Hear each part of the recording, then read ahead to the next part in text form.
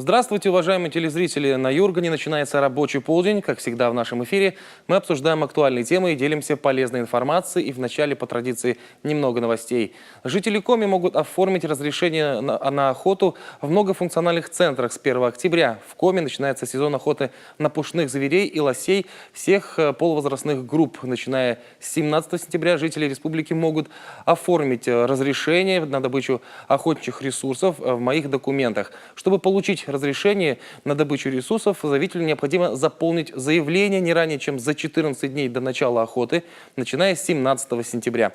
Заявление можно заполнить лично в любом многофункциональном центре «Мои документы» по республике Коми. При себе заявитель должен иметь документ, удостоверяющий личность, это паспорт, соответственно, охотбилет единого образца, квитанцию об оплате госпошлины в сумме 650 рублей, квитанцию об оплате сборов при желании охотиться на рысь, росомаху, выдру или лося. Реквизиты на оплату госпошлины и сборов размещены на портале. Срок оказания услуги 5 дней. Разрешение выдается в центре «Мои документы», так что поторопитесь, если вам это необходимо. Селам Коми не хватает 40 школ. В регионе хотят запустить проект строительства быстро возводимых зданий. В настоящее время достигнута договоренность с оператором федерального проекта развития школ и представителями Московского вуза о реализации в регионе проекта строительства быстро возводимых школ. Этот механизм планируется применить при возведении школы в селе Дутово взамен аварийной. В 2018-м планируется строительство школы в селе Помоздино на 400 мест. Ну а в 2019 году планируется начать возведение школы в селе Визинга Сысольского района для ликвидации двухсменного режима обучения и исключения аварийности одного из зданий учебного заведения в поселке Приуральский Троицко-Печорского района. Ну а в 2020-м предусмотрены средства на завершение 3 объектов общего образования. В общем, школы, как мы видим, должны строиться. Главное, чтобы было кому туда еще ходить. Житель Нижнего Одесса чудом выжил после встречи с медведем. На прошлой неделе в Сосногорском районе взрослый медведь покалечил жителя Нижнего Одесса. Мужчина чудом спасся от верной гибели, проявив при этом хитрость и хладнокровие. Сейчас он лечится в Шудаякской больнице Ухтинского района. Пожелаем ему скорейшего выздоровления. Врачи и родственники надеются на лучшее. 8 сентября Равкат Камалуддинов вместе с друзьями рыбачил недалеко от Нижнего Одесса. Когда компания уже собиралась домой, мужчина решил посмотреть, есть ли в лесу грибы.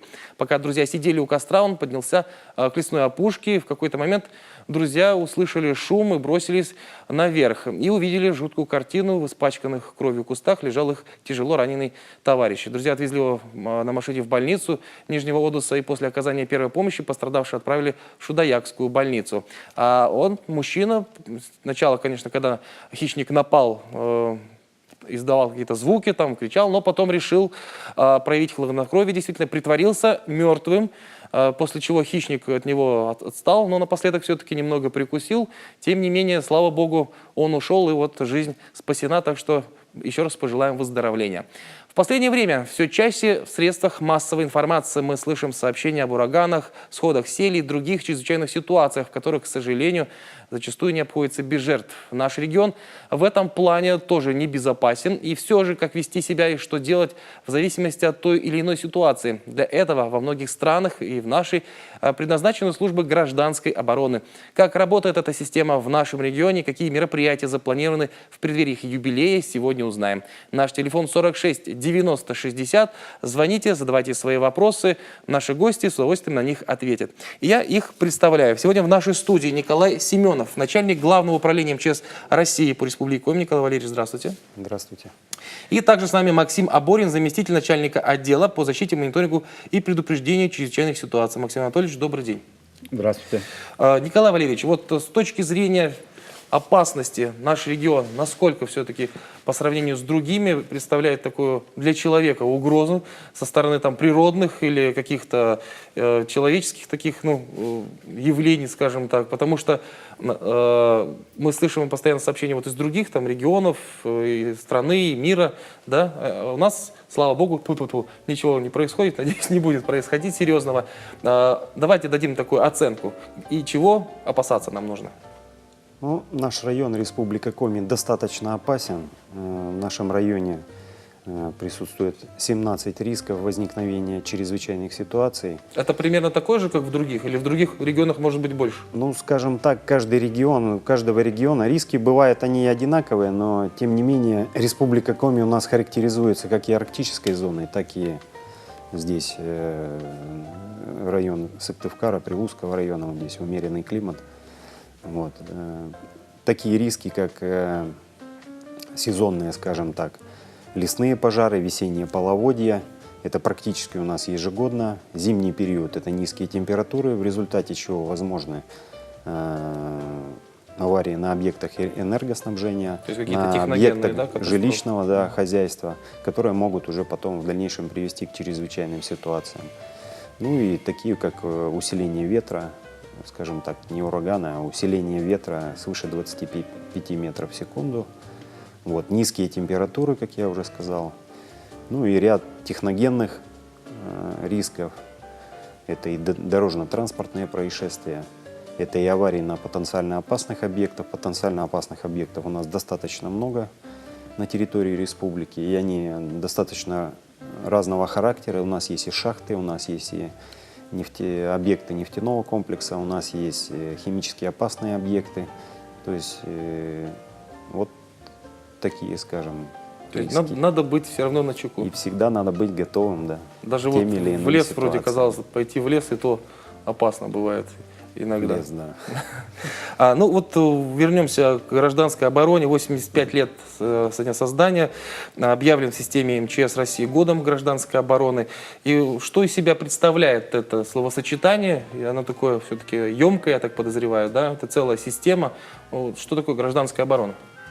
Гражданская оборона на сегодняшний день – это система мероприятий по подготовке к защите и защите населения, территорий, материальных культурных ценностей от опасностей, возникающих при военных конфликтах, а также вследствие этих конфликтов, а также от чрезвычайных ситуаций природного и техногенного характера. Вот это последнее, это появилось недавно. Все это обусловлено тем, что необходимо защищать население именно от чрезвычайных ситуаций в большей мере на данный момент природного либо техногенного характера. Но в основном природа, наверное, сюрпризы преподносит, да? В Судя, по основном, крайней мере, по сообщениям. последнее время, да, судя вот и не только по республике, наши жители республики могут оказаться в любом регионе у нас и ездят отдыхать в Южное. В этом году я сам был в Крыму и где-то, не помню дату, как раз сошел в сель в районе Судака. И Да, я вот видел где фотографии машин пострадали там, там, да. То есть любой житель может оказаться в любом месте. Так же, как и к нам ездят, и в горы ездят, и в Воркутинский район, скажем так, в арктическую зону ездят. Туристы, охотники и так далее, просто любители природы. Вот когда, кстати, куда-то выбираешься в такие далекие края, туристы, охотники, наверное, должны сообщать, да, может быть, куда-то в ближайший там центр МЧС, что они туда собираются, маршруты. Обязательно должны сообщать, обязательно, чтобы знали маршрут, обязательно средства связи, как пользоваться, с какой периодичностью может быть выхода на связь, сколько человек, кто старший обучен или не обучен. Желательно, и мы рекомендуем, чтобы они, конечно, обращались в подразделение МЧС. Если говорить вот о массовом оповещении, Максим Анатольевич, у нас как с этим связь налажена? Периодически вроде слышны там какие-то сирены, там еще что-то по радио, по телевизору. Как часто это проверяется вообще, и насколько это все хорошо работает, и все ли населенные пункты республики охвачены? Работа главным образом в Сыктывкаре, эта работа очень хорошо построена. Сами вы слышите то, что каждый месяц непосредственно происходит звучание, вот люди обращают на это внимание. Собственно говоря, для этого она и производится. В других районах сейчас работа ведется над этим, государством выделены на это деньги, этим занимаются. И кроме того, в муниципалитетах постоянно проводится эта работа с населением, в школах, в организациях. Вы, наверное, видели то, что в августе месяце на Стефановской площади, в районе парка Кировского, проводятся различного вида мероприятия, в том числе от МЧС, как «Будь готов к гражданской обороне», по вопросам средств индивидуальной защиты, по вопросам пожарной безопасности. Так что я думаю, что принципе, у нас работа очень даже хорошо построена. Какой интерес со стороны вот обывателей, жителей? Есть ли этот интерес, когда вот вы проводите мероприятие? Кто-то вот идет, может быть, по улице, видит, что там противогазы, например, меряют, и хочет тоже, проявляется интерес подойти, попробовать, узнать, для чего, что для чего, какие приборы там нужны? Ну, я думаю, прежде всего, это наша задача. Наша задача вызвать интерес, потому что МЧС – это предупреждение, прежде всего. Поэтому мы делаем для этого все, чтобы людей привлечь. Это вот на столе вы видите много различных средств, современные средства. Людям интересно, люди хотят попробовать, ну, в том числе и дети, на понимание того, как правильно делать, для чего это необходимо, куда бежать. Вот это по вопросу непосредственно оповещения. Вот. А в школы, как часто вы уходите в школу, или там достаточно вот тех уроков ОБЖ, которые есть, мы помним, мы тоже еще проходили, там учили нас тоже и противогаз надевать, и, ну, действовать в таких ситуациях, так рассказывали, там в случае там радиозаражения радиоактивного, что делать. В школах вы ходите в школы и следите ли за тем, как проходят в школах эти занятия? Ну, мы, конечно, нам, скажем так, приходят и отчеты о проведении всех этих занятий, вот как я уже сказал, по курсу ОБЖ, это отчетная часть приходит. Что касается проведения занятий в школах, мы обязательно проводим занятия. У нас есть такие месячники различной безопасности, на которых мы как раз и доводим ту или иную информацию. То есть к предстоящему, скажем так, периоду. Летний период доводим одну информацию, к зимнему периоду другую информацию. Сейчас у нас начнется месячник по гражданской обороне. Обязательно будем проводить занятия в школах.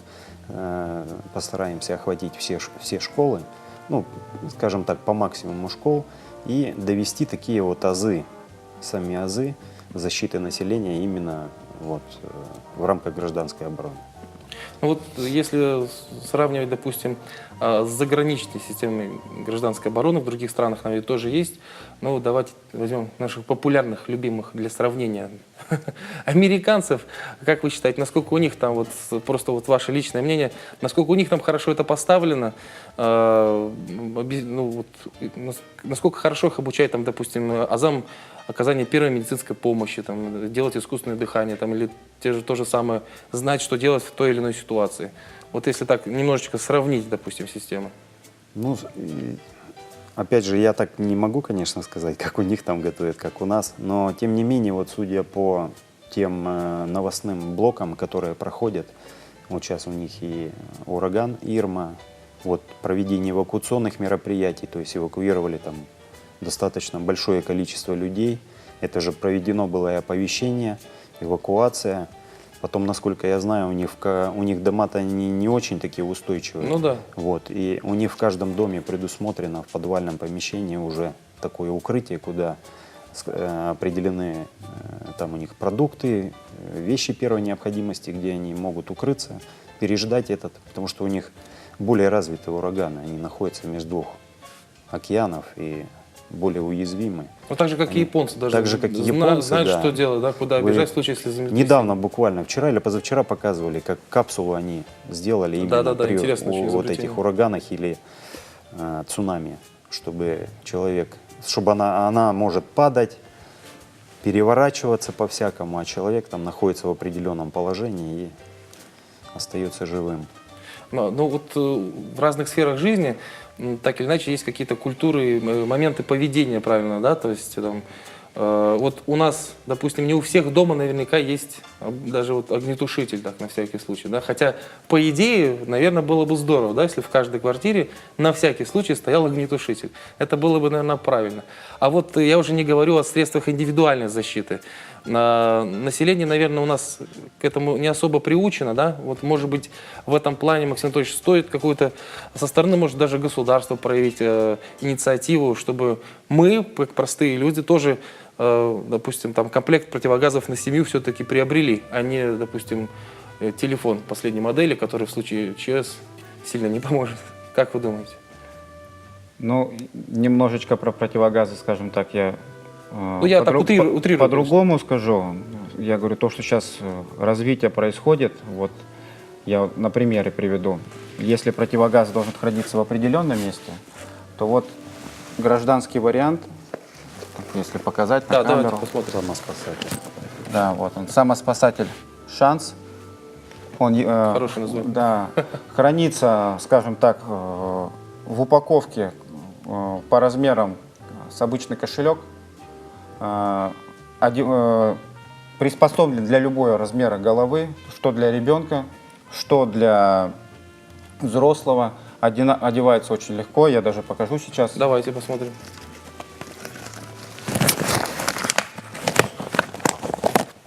Вот и данный комплект предназначен для вывода из зоны, например. Одел, он полностью Из зоны фильтры пожара, готовы. из зоны химического Выходит, заражения. Здесь ничего не заходит, здесь мембрана стоит, они в принципе все одинаковые. То есть это в каких ситуациях можно применить? Вот, чтобы ты, допустим, носишь его там с собой в сумке, да, или женщины в своих больших сумках, где ничего не найти, носишь, вот в какой ситуации можно его хвататься, доставать, одевать, надевать на себя? Ну, скажем так, если в квартире, яркий пример, если произошел пожар, старый человек, например, лежит в квартире, который не может, инвалид, который не может сам зайти, может документы какие-то забрать, может надо выключить рубильник электричества. Его одел, пошел, то есть спасти, один из вариантов спасти свои материальные вещи, спасти своих родственников, своих близких, в гараже, например. Включают, закрыли гараж, холодно на улице, вы знаете, какая у нас погода. Заходишь туда, там угарный газ. Одел, вытащил человека, дальше открыл, все. Точно на него можешь одеть то же самое. Кроме того, вот, кроме современных средств, надо не забывать то, что есть простые свойства. Это обыкновенная марлевая повязка, платок, обмочил его в воду, у нас дым, если касается пожара, то у нас дым сверху уже проходит. На коленочки встал, вышел из зоны поражения. То есть надо вот такие моменты не забывать. Кроме... Но это получается вот одноразовое такое, да, средство? Да. В случае чего? Но оно универсальное. То есть, чтобы вы понимали, противогаз — это более такое средство, которое было придумано в войсках. Сейчас оно более распространено и на предприятиях, где есть аварийно-химически опасные вещества, аммиак, хлор. В данном, например, на ЛПК у нас сернистый ангидрид, ну, такие яркие представители, вот, где люди работают в этом, то есть... У каждого свой да, есть. если вот это самоспасатель создан для выхода из зоны, есть противогазы, которые также для населения, они не работают, то есть средства защиты, которые предназначены именно работать, то есть это деблокирование пострадавших, это устранение каких-то либо неполадок на производстве, чтобы дальше могли производиться какие-то работы. Перед вами вот это все вот эти средства защиты, это у нас фильтрующего типа, то есть они предназначены для защиты органов дыхания, как вот от радиационной пыли, от различных химически опасных веществ. Вот противогаз дальний, который с зеленой коробочкой, это от боевых отравляющих веществ. То есть если раньше коробки на противогазах, покажу немножечко. Вот так вот. Были предназначены только для определенного типа каких-то химических. Раньше они называли сильно действующие ядовитые вещества. То сейчас они как гибридные, усовершенствованные. То есть на различного вида опасности, в принципе, От нескольких видов отравляющих. видов, да, он сразу могут может работать. Вот так вот. Если хотите, можете вот примерить. А давайте попробуем сейчас. У нас, слава богу, тут в студии нет ничего такого отравляющего, но тем не менее. Так, я помню со школы, что одевали противогазы так, но этот одевается, Да, одевается вы просто. одевали шлем-маску, а это вот маска. Мы заранее сняли клапан, чтобы можно было дышать. Вот так вот, друзья. Ну и затянуть надо. Так, и вот Под тут голову. Да, подтяжечками, под голову да? затягиваете, Вот да. так вот, раз, и все. И можно бежать туда, где можно переждать какую-либо опасность. Вы говорите, это радиоактивная, да, и какая еще тут от чего? Радиоактивная пыль. Радиоактивная пыль. Ну, надеюсь, что такого не случится. Здесь у нас в Сыктывкаре. Ну, сама панорамная, республики. она, если видите, И панорамная маска, да, очень она хорошая такая. можно практически в очках там находиться. Если Хорошее кто, средство. люди. Давайте сейчас мы ненадолго прервемся. Мой коллега Иван Ряскин посетил на днях бомбоубежище, которое работает. И там же еще есть музей, посвященный гражданской обороне, чрезвычайным ситуациям. Сейчас посмотрим этот сюжет, потом вернемся в студию и продолжим нашу беседу.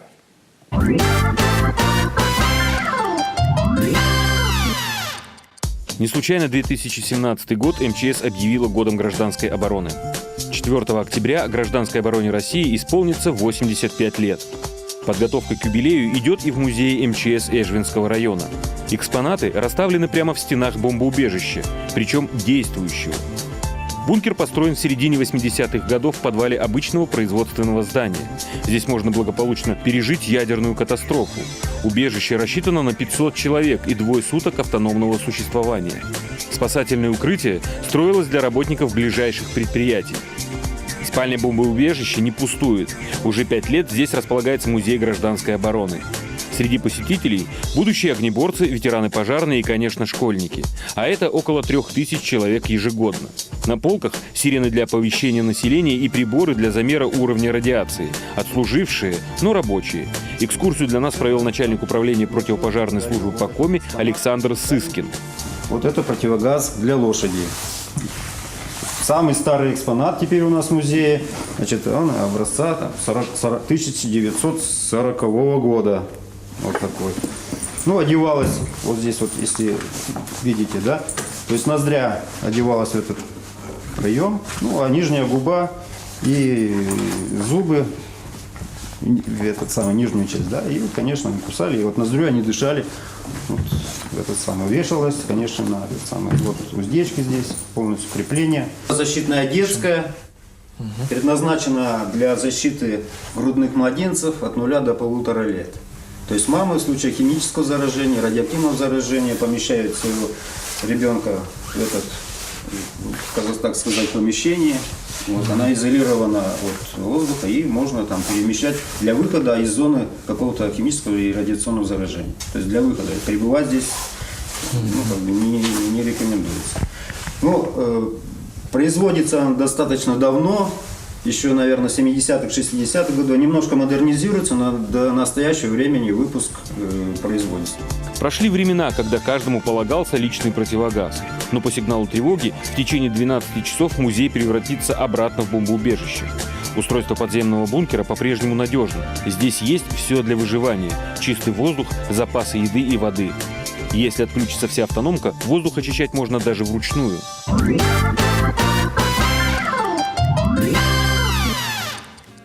Вы смотрите «Рабочий полдень». Мы продолжаем говорить сегодня о гражданской обороне. 85 лет этой системе исполняется в этом году. И вот только что вы видели действующий объект гражданской обороны, который готов в случае чего принять людей. Я хочу спросить у наших гостей, кстати, что насчет вот таких объектов у нас в республике? Есть еще действующие и поддерживаются ли они вот в нужном состоянии? Хочу, во-первых, сказать, все мероприятия гражданской обороны, они отражаются в планах гражданской обороны и защиты населения.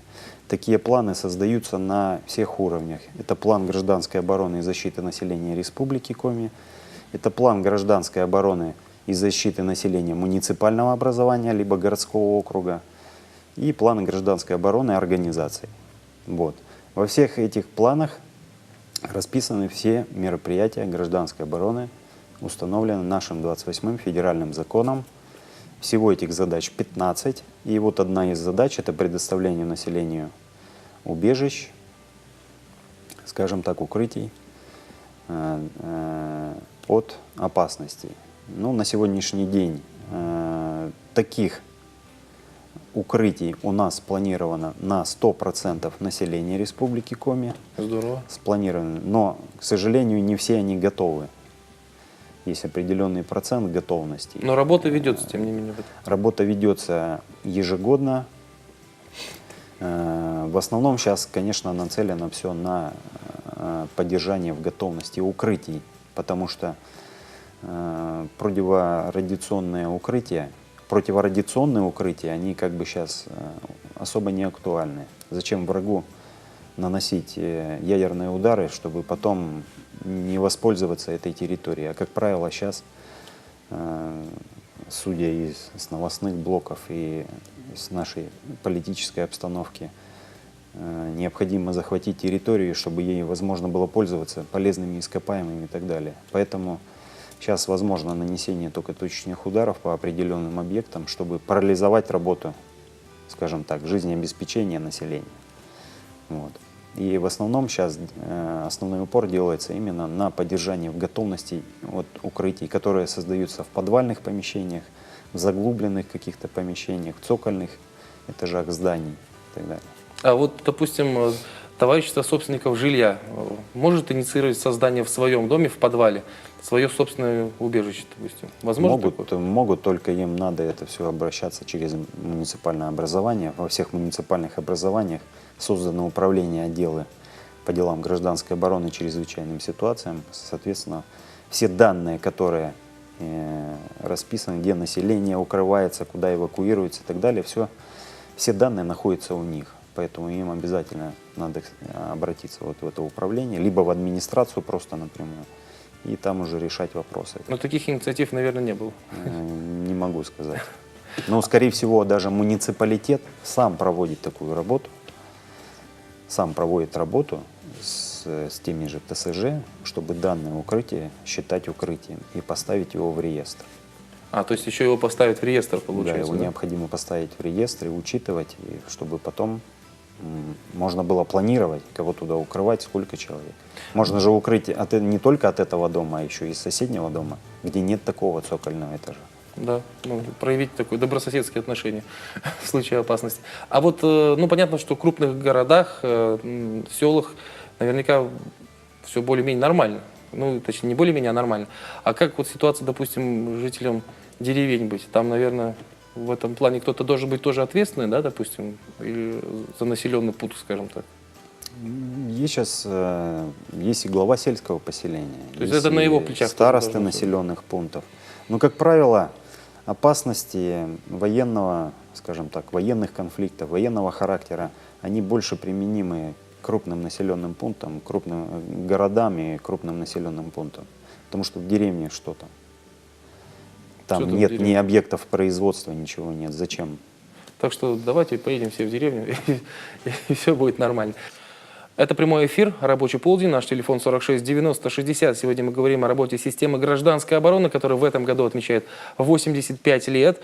Много делается и сделано уже для того, чтобы мы в случае экстремальной ситуации с вами знали, как себя вести, что делать, куда идти, где спрятаться и какими средствами индивидуальной защиты можно воспользоваться. Вот мы начали до нашего перерыва, рекламы, новостей говорить о разных типах противогазов, средствах индивидуальной защиты одноразовых. Еще один такой интересный метеокомплект вы с собой принесли.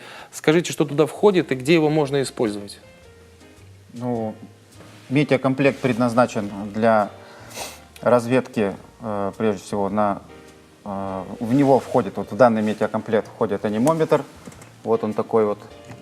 Мы включим его даже. Там как Для измерения да? скорости ветра. Горит, да, показывает. Настраивается сейчас, измеряет скорость ветра. Кроме того, он измеряет направление ветра. Вот такая вот лента прикрепляется к нему, ставится, то есть понимание, куда ветер дует. Кроме того, сюда входит вот такой вот термометр проща. Почему проща? Потому что он предназначен как для измерения температуры почвы, так и для измерения температуры воздуха. То есть поднял его, разматываешь в течение где-то 10-12 секунд и смотришь температуру воздуха. Вот такой вот. Если вот интересно посмотреть. Вот. Фонарик для работы в ночное время или в сумерках. Компас Адрианова. Так вот. Для определения сторон света, чтобы да. определить скорость, направление ветра потом. Куда идти? Да. Ну и по основное предназначение его это, конечно, определить метеоусловия в приземном слое до 2 метров от уровня земли. То есть именно как раз в том промежутке, где находится человек, находясь на земле. Все это входит в состав поста радиационно-химического наблюдения, то есть замеряются вот эти метеоданные, они замеряются каждые 4 часа, либо при изменении обстановки. То есть усилился ветер, там снег, дождь начался, тогда замеры проводятся сразу же, новые замеры Эти проводятся. данные используются в работе различных, смотря где они необходимы. Это вот один из представителей метеокомплектов. Есть очень много, как и гражданских, так и в войсках есть. Вот в МЧС вот такой есть комплект тоже, который вот включает в себя вот данную аппаратуру. Если кто-то вот из простых людей захочет приобрести, можно или это только для специализированных служб?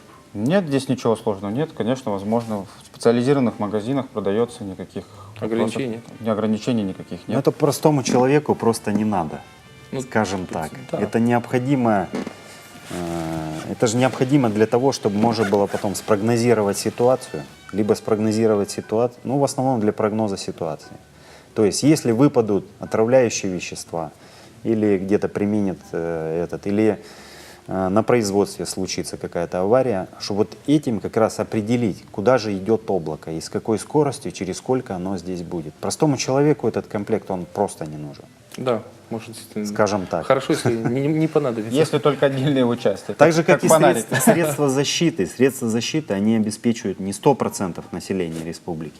Они предназначены только для населения, проживающего именно в зонах, скажем, Опасности, для химического которых они заражения. предназначены. Вот где есть зона химическая, вот там они нужны. Где вот мы сейчас здесь находимся, вот, например, данный объект, он не входит в зону химического заражения, здесь средства индивидуальной защиты вам просто не нужны. Вот мы, кстати, говорили о градуснике, да, который можно вращать. Но в бытовых условиях зачастую ртутные градусники падают на пол, разбиваются. И многие в такой ситуации не знают, что делать, как собирать ртуть, куда вообще обратиться, что делать. Да, это такой вопрос периодически поднимается. И некоторые люди очень, ну, скажем так, неправильно поступают, собирая его, выкидывая в мусорку. Это в корне неправильно. Комплекс очень простой. Это прежде всего то, что если произошла такая ситуация, берется обыкновенная сухая тряпочка. Сейчас в магазинах продается такая пористая еще, как губочка. Все это собирается в баночку, все это собирается в перчатках. Закрывается, туда складывается все, чем собирал, в чем собирал, закрывается это, ставится так, чтобы это никто, соответственно, не разбил, если дети рядом, никто не дотрагивался до этого.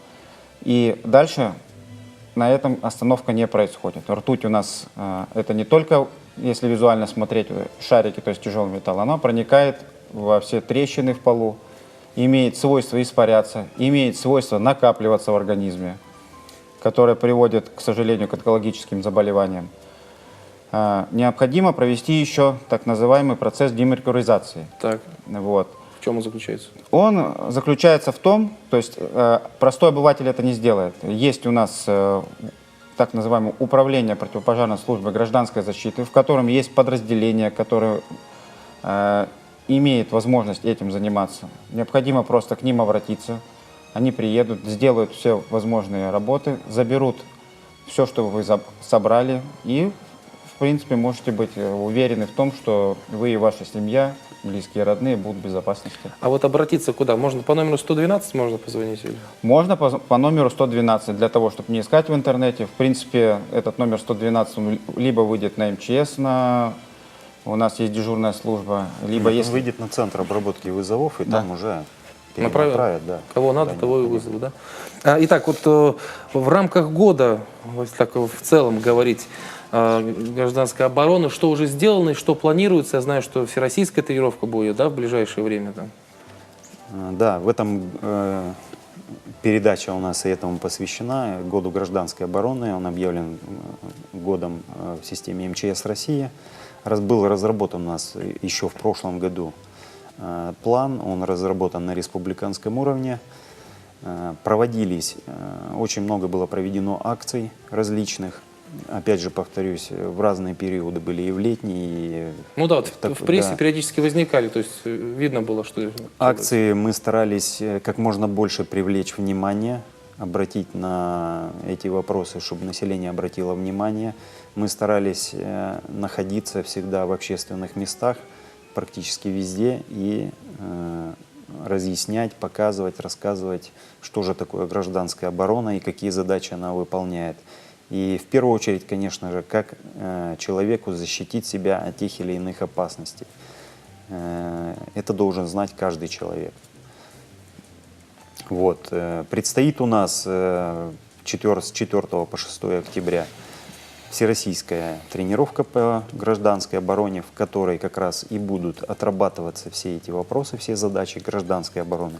Начнется это все с оповещения, далее сборы, эвакуация. Ну, все будет проводиться, конечно же, не в масштабном виде, а оно будет проводиться во всех муниципальных образованиях, то есть каждый человек может поучаствовать, может посмотреть просто и чему-то, может быть, еще и научиться. Вот. Именно по этим вопросам. Так что можно готовиться к 4 октября и с пользой провести время, так сказать, для себя, чтобы знать, как себя вести в той или иной ситуации. Спасибо вам большое, что пришли, рассказали нам столько полезной информации. Но забегая вперед, скажем, что это наша не последняя встреча, потому что вопрос очень важный. Конечно, нас каждый день волнует много других вопросов, но и про такие вещи не стоит забывать, так сказать, держать на контроле. Спасибо большое. Желаю, чтобы готовность всегда была стопроцентная, но чтобы мы это никогда не прибегали к таким вещам. Спасибо вам большое. Спасибо вам.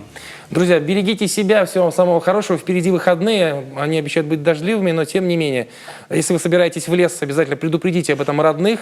Ну и лучше ходите вместе, как минимум, с компасом. Всего вам самого хорошего. До свидания.